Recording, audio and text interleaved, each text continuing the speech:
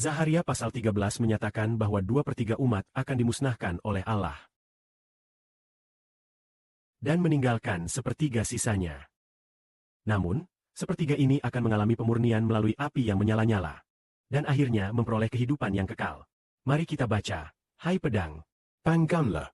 Seranglah jembalaku. Temanku, demikian firman Tuhan. Aku akan memukul gembalaku. Maka kawanan domba akan tercerai-berai. Aku akan memalingkan tanganku. Untuk menyerang yang Hinadina. Ayat ini mengacu pada Allah yang menyerang anaknya sendiri.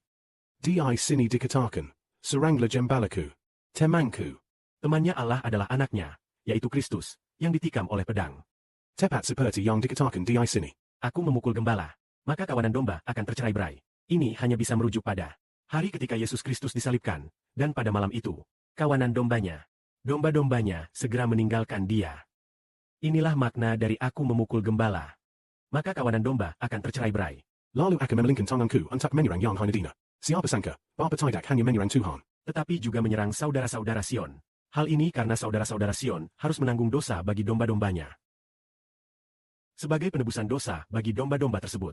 Selanjutnya mari kita baca, 2/3 akan dilenyapkan, hanya 1/3 yang tinggal. Demikian firman Tuhan. Inilah firman Tuhan. Artinya, 2/3 umat telah ditetapkan oleh Allah untuk dimusnahkan. mengapa mereka dimusnahkan? Karena 2/3 ini tidak menerima pemeliharaan dari sang gembala. Setelah sang gembala dibunuh oleh Allah, Ketika Allah menjadikan jembala itu sebagai korban pendamaian. gembala tersebut tidak akan menanggung dosa orang-orang yang tidak dipeliharanya. Ia hanya menanggung dosa domba-dombanya sendiri. Ia tidak menanggung dosa 2/3, yang bukan domba-dombanya. Karena itulah, 1/3 yang mau menerima pemeliharaan sang gembala tetap dilestarikan.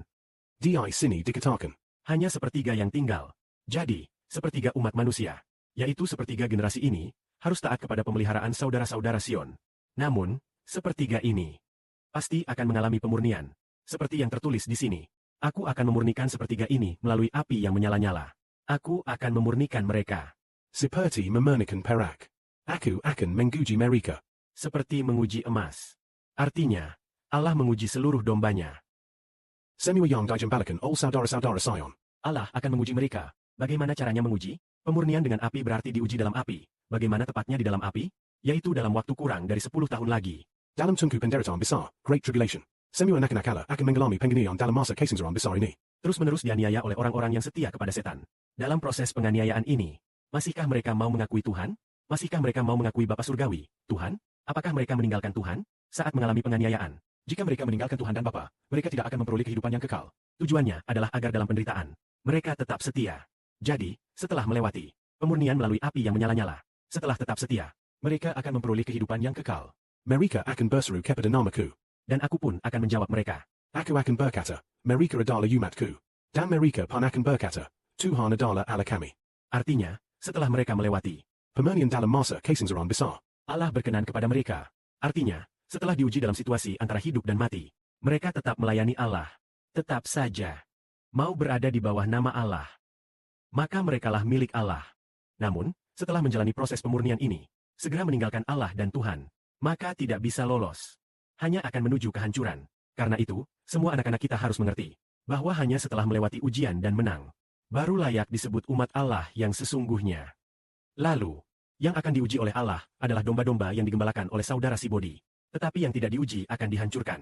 Tidak memperoleh hidup yang kekal. Yang diuji adalah mereka yang direncanakan Allah untuk memperoleh hidup yang kekal. Allah memberikan hidup yang kekal kepada mereka. Dia ingin agar iman mereka kepada Allah dan Tuhan menjadi sempurna melalui ujian ini. Hendaklah kemuliaan diberikan kepada Bapa Surgawi dan Tuhan,